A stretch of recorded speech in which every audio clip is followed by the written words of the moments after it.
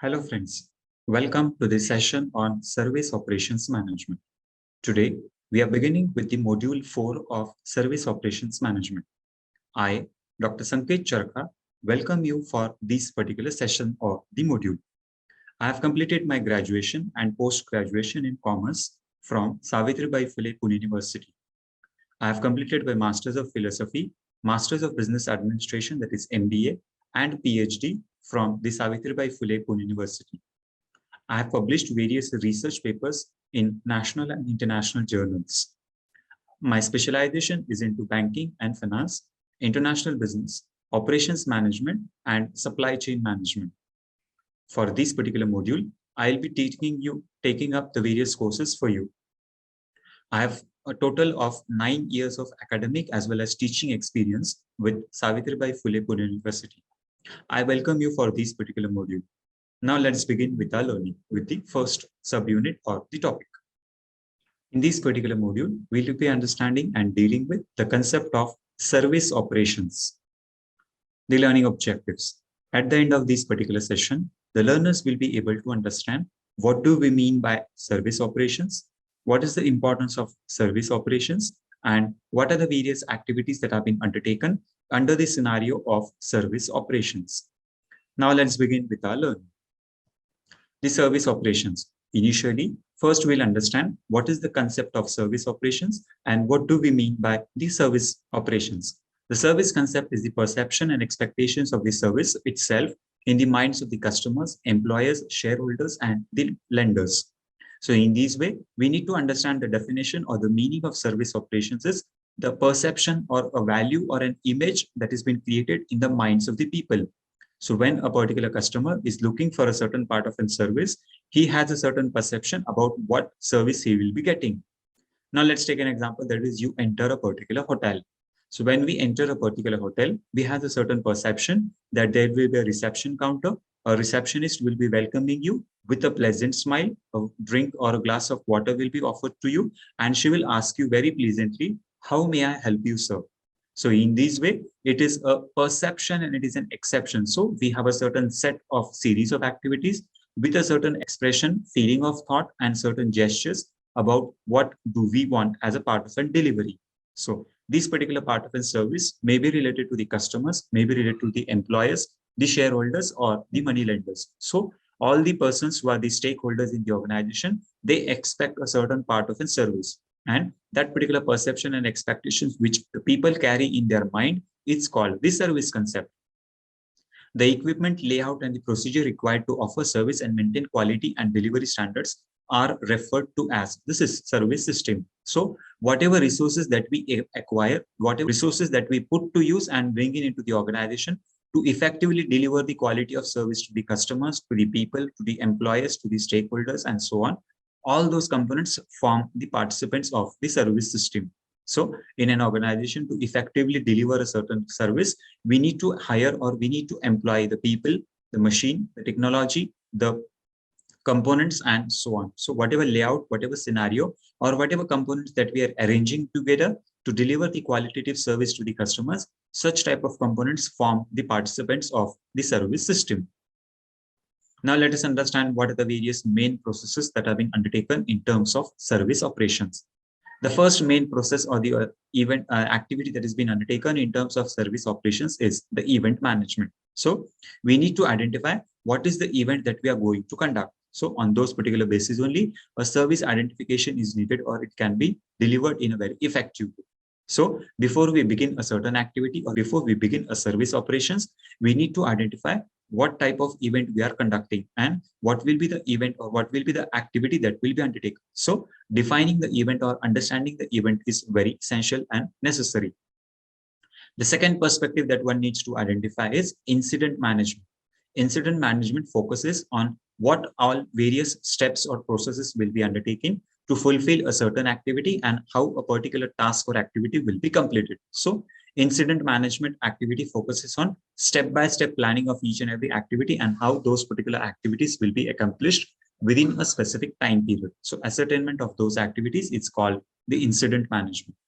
The third perspective is the fulfillment of request. So on the basis of the incident management, we need to source out and we need to raise a request about what activities needs to be sourced out, what are the various resources that are being required, and accordingly, we need to put a request to the management. The management, that is either the middle level management or the top level management, and accordingly, various authorities needs to be communicated about what is actually been required. So fulfillment of request, that is raising request, is essentially important and necessary. Only then the service delivery persons will be able to understand what is been actually required and what are the various components that forms the participants of the service system. The access management. So here, in case of an access management, the allocation of funds, allocation of resources, allocation of money, budgetary perspectives, or all the participants that have been related to either the monetary or non-monetary, that is human resource aspect, technical aspects, and so on, are the components of the access management. So in case of the main process of the service operations, in the consideration of access management, we need to identify how the management can be accessible, what are the various resources or the funds that have been required, and how those particular resources will be put to use.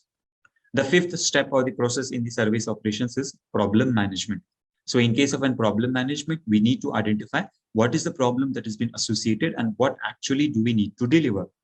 In this case, the problem may arise or the problem may not arise. So here in this case, we must have a buffer level, or we must have a certain understanding about what do we have as a plan or a step as a plan B. So problem management or identification of the problem, whether it may occur, whether it may not occur, is essentially required. And on those particular basis, we must have the concept of problem management.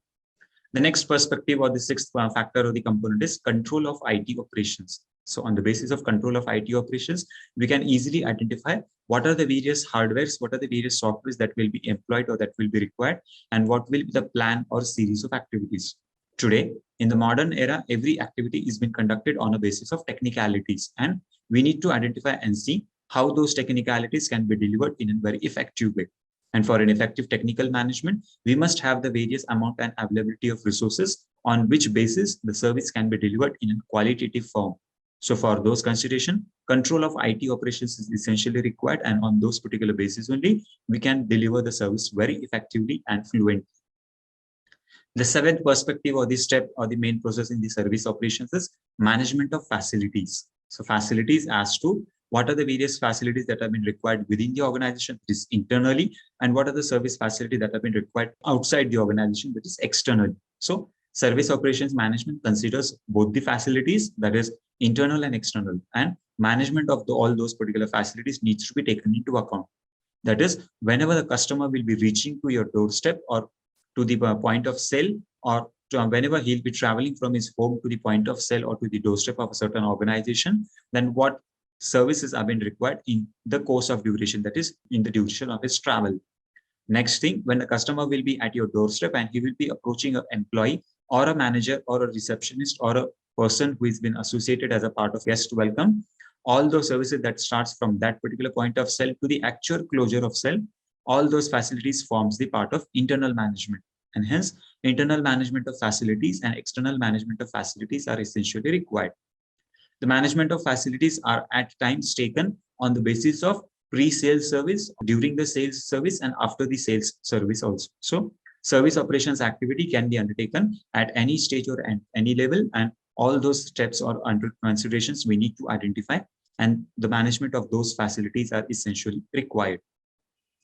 The eighth process or the step of a service operations activity is application management. So whatever application management with respect to the softwares, hardwares, technicalities, technology, availability of tools and techniques, the usage of a certain product, delivery of the service, and so on, everything is essentially important, and we need to identify that all the processes or all the applications management are into place and they are working very effectively. All of a sudden, if there is a certain change in decision by the certain customers, then our system should be very foolproof to identify and change the decisions as per the change in the mindset of the consumers. So accordingly, the application management needs to be very effective, and on those particular basis, we can have a flexible application management system also, which is into existence.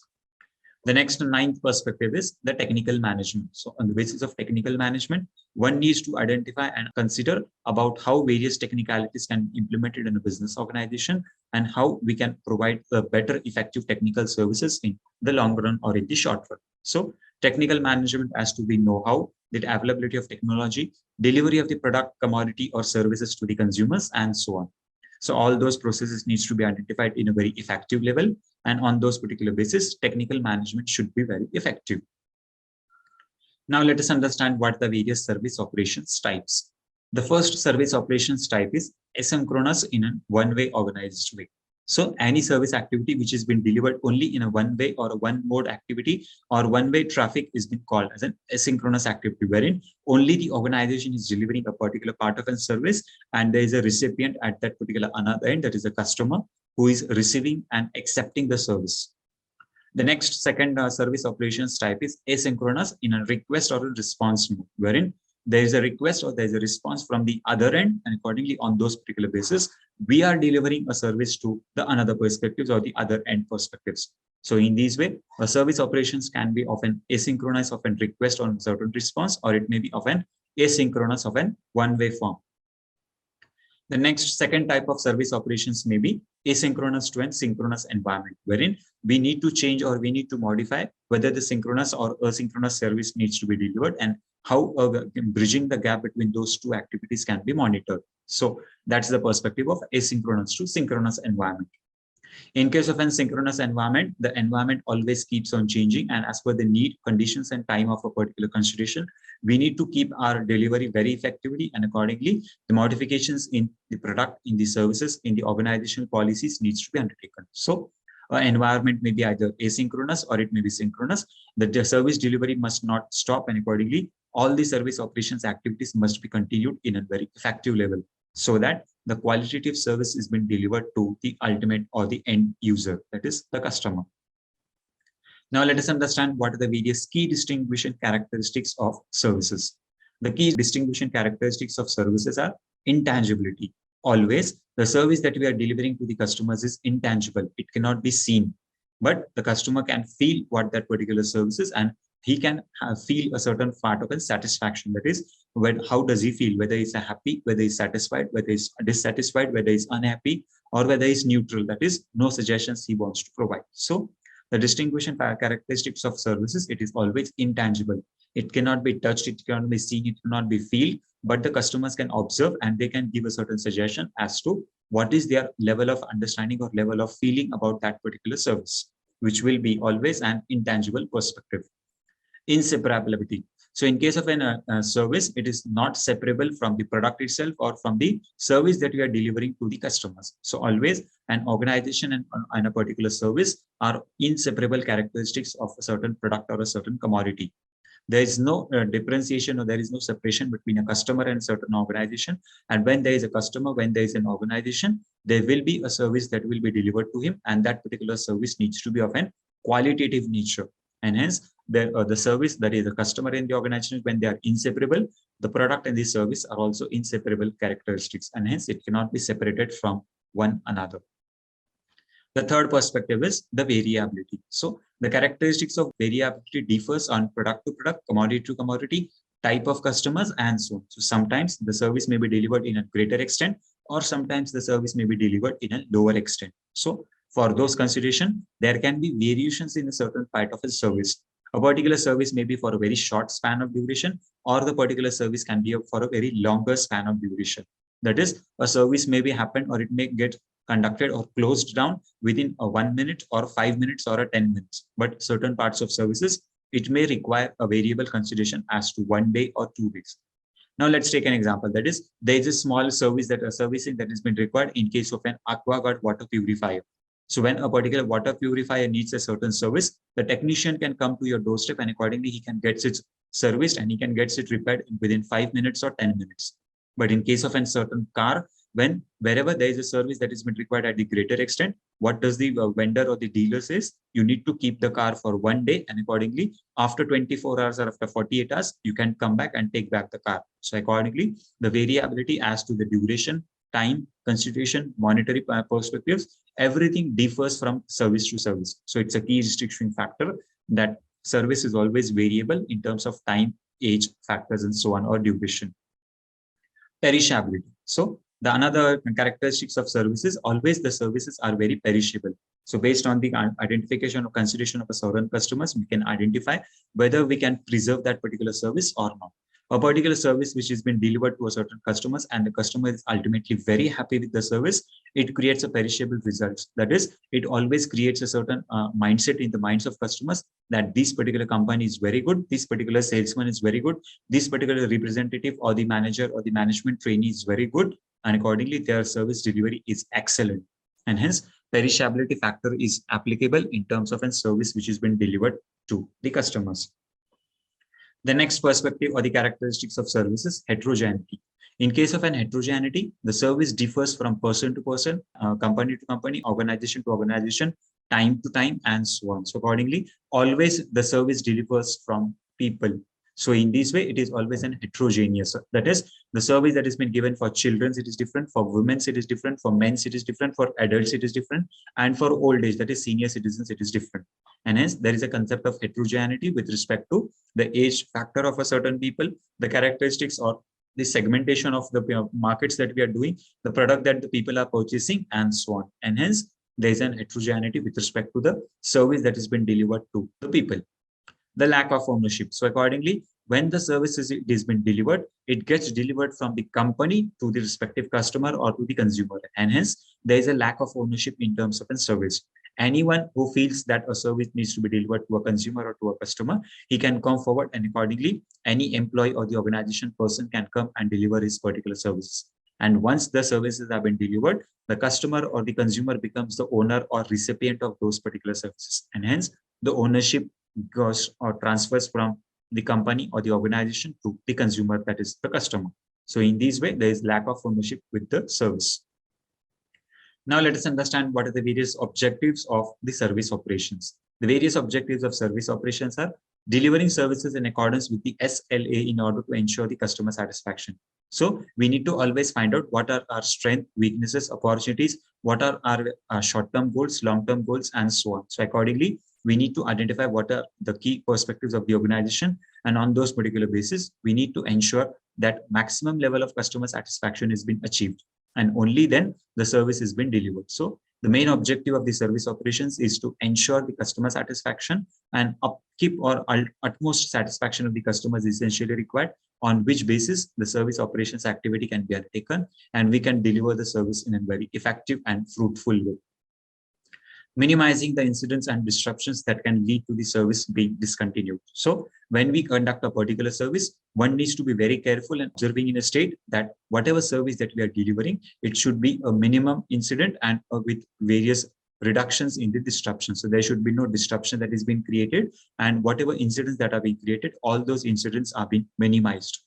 Why incidents are needed to be minimized? Because we always need to see and identify that whatever service that we are delivering, it should be always quick and effective to be delivered. So whenever we deliver a quick service that is within a very short span of time or span of duration to the customer, he feels very happy, he feels very pleasured, and accordingly, valuable time of the consumer is also being saved.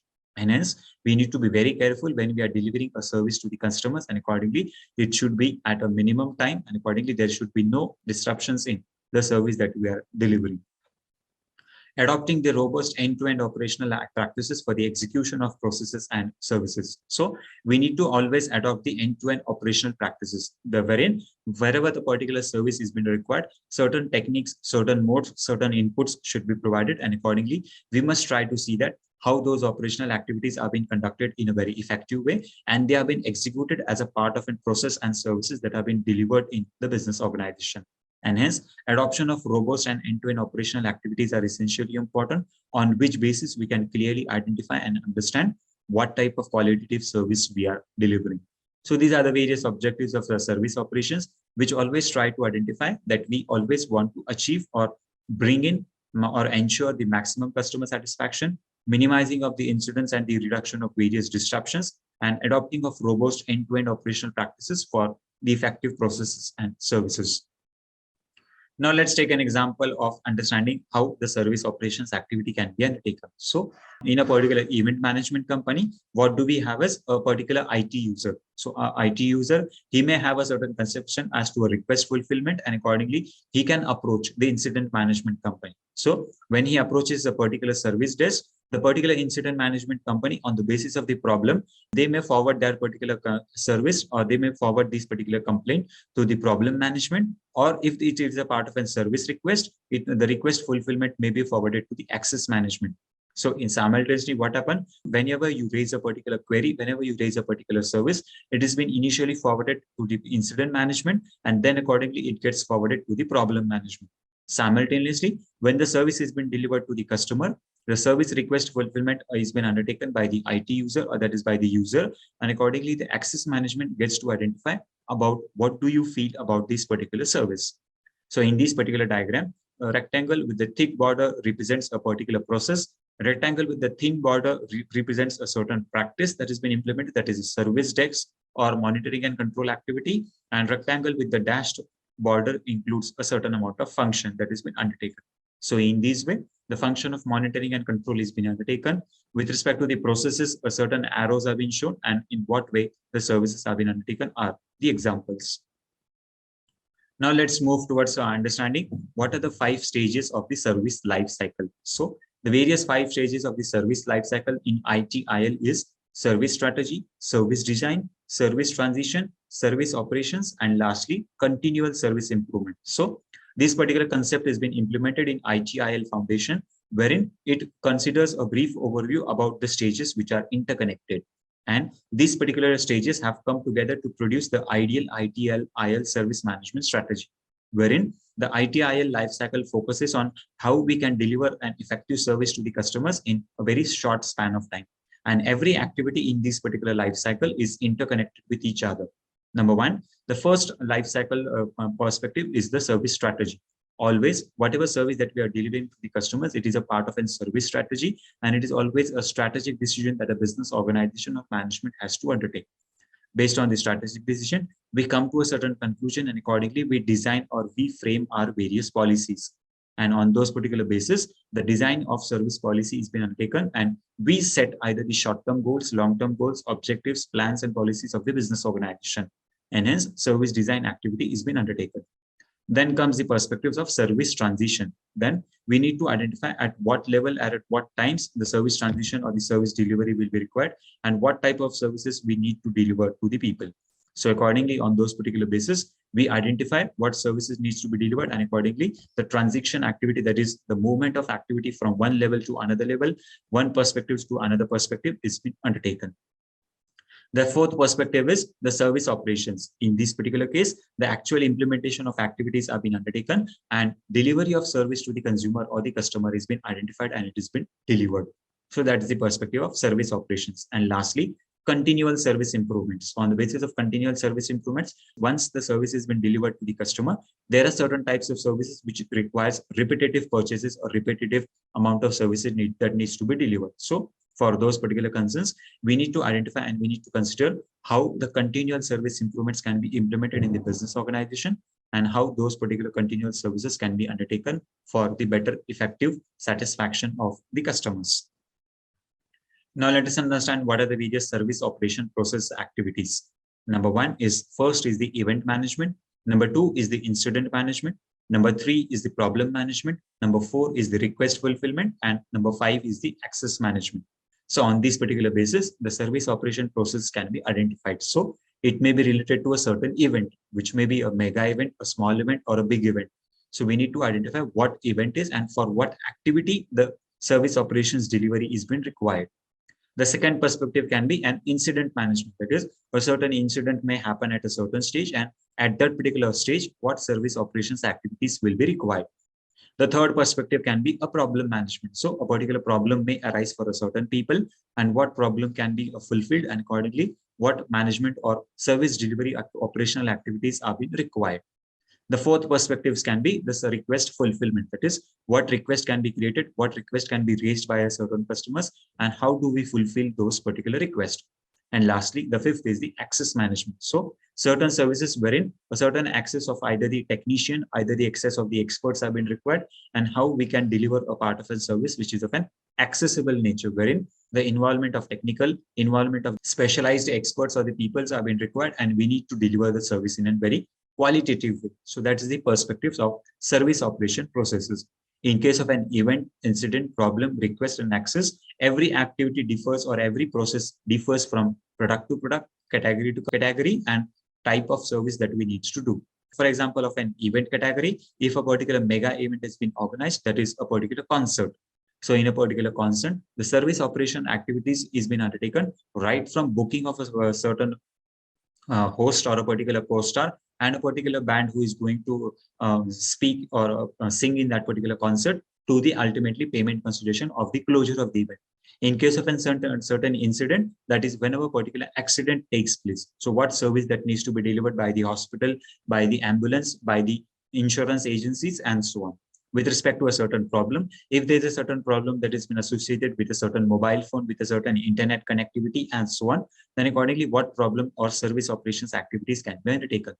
In case of a certain request, that is, if your water purifier, if your washing machine or your refrigerator is not working, then we raise a certain request for the technicians to look into this particular matter, and accordingly, request fulfillment can be undertaken. Or lastly, access management. That is, if your laptop is not working and accordingly, you need to give this particular laptop to the store, that is the company, warehouse, or a particular storage or the service center, then accordingly, access management needs to provide it. You need to provide your passwords, and accordingly, the people will check in what is the problem with your system, and accordingly, the service operations management activity with respect to the access management will be undertaken. Now let us understand what are the various characteristics of services. So the various characteristics of services are lack of ownership, intangibility, inseparability, perishability, heterogeneity, that is variability, and so on. Now let us understand what are the various different types of services. The different types of services that can be delivered to the individual customers or the peoples are: number one, the business services; number two, social services; and number three, personal services.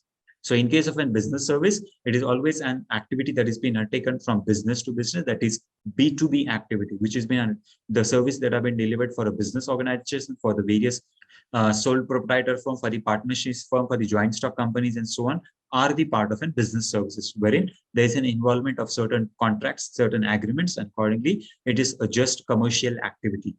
In case of social services, a particular service that can be delivered for the benefit of the society, either for earning a certain amount of money or for a certain amount of charity or a favor, such type of services are called as in social services.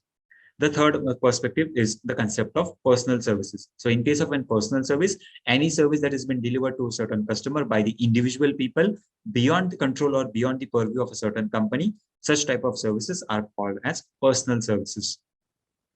Now let us understand what are the various important operational activities or management trends to follow in case of an service operations management. The first activity that has been related with is the artificial intelligence. So unless and until there is an involvement of an artificial intelligence, a particular skill, mindset, or the brain work of a certain people, the service effective delivery cannot be very more effective and fluent or effective or qualitative. So artificial intelligence is essentially important and necessary. The second perspective is serverless computing and the cloud storage. So accordingly, storage of data and access of information from all the different locations is essentially important and necessary. And always the service should be serverless and we should have a data available on our cloud. Automating processes. Every service that we are trying to deliver in terms of an operations management, we must always see that there is a proper set of sequence and series and flow of activities, and we have a proper automating of those particular processes, wherein the effective use of tools, technologies needs to be applied, and only on those basis, the service is being effectively delivered to the customers. The next perspective is mobile and digital communications. Today, everything is mobile, that is connected to a cloud software, and accordingly, we must always available with a part of a service at the remote locations. That is, a mobile delivery vans should be made available, wherein if a particular customer wants a certain amount of service at the quick and easy doorstep, then accordingly, the mobile and digital communication platform should be made available. We should have various applications. You should have very small scale devices which will be able to track what's the actual problem is and get the service delivered to the customers. And lastly, the culture and the workplace experience. So accordingly, depending on the changes in the culture, certain traditions, certain customs that we need to follow, the service should also value those culture, customs, tradition, and accordingly, the workplace experience, either maybe at an office, maybe at a home, maybe at a remote locations, or maybe at any place, should be very effective. And accordingly, the activities needs to be undertaken for the better delivery of service activity or service of considerations to the customer or the consumer. Now let us understand what are the 5 essential customer service elements. The first is essential service element is respect. So we should value, we should respect the customer, and whatever service that he's been asking for, that the customer is looking for, it should be respected and it should be delivered with the pleasant smile and with a great respect. The second thing is the understanding. We must have a proper understanding that the customer is having a certain mindset. He is not in a situation to get of an understanding about how the problem has been arise, and we should patiently answer the questions to the customers, and accordingly we also must have an understanding that how do we solve the problem of the customer as early as possible, and hence essential customer service elements is a part of an understanding. Listening. Now listening is a perspective which needs to be undertaken by both the concerns, that is the person who is delivering the service and the person who is taking the service, which helps to strengthen the relationship between the person who is that is the company and the customer, and accordingly on the basis of listening the service can be delivered in a very effective way, and there will be always a clarity of thought between both the parties.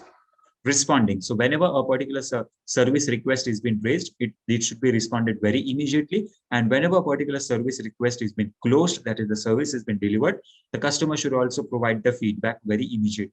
So responding from both the perspectives is essentially important, and one must try to see that we respect the concept of responding, that is giving the feedback about how do they feel about the particular service, and giving a feedback about we have acknowledged your service and it will be resolved very quickly or very soon.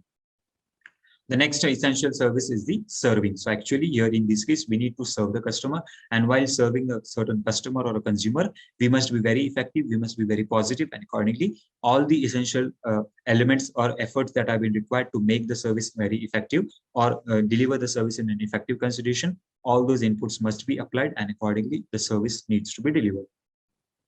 Writing up the results. So accordingly, whatever are our observations, whatever are our findings, we must write up the results, and it should be communicated to the middle level management and the top level management. So in this case, we have understood and analyzed that service plays a very important role, and accordingly, in order to see that the organization achieve its target and achieve its goal accomplished within a specific time period, we must always provide the qualitative services to our customers. Every service, may it be small or maybe it be a big, it is very essential and important from the customer's point of view, and every service should be delivered and perceived as a part of a service to the stakeholders. Consumers, maybe the government, maybe the investors, maybe the stakeholders, and so on. So every service should be valued accordingly, and the proper or effective service must be delivered to the consumers.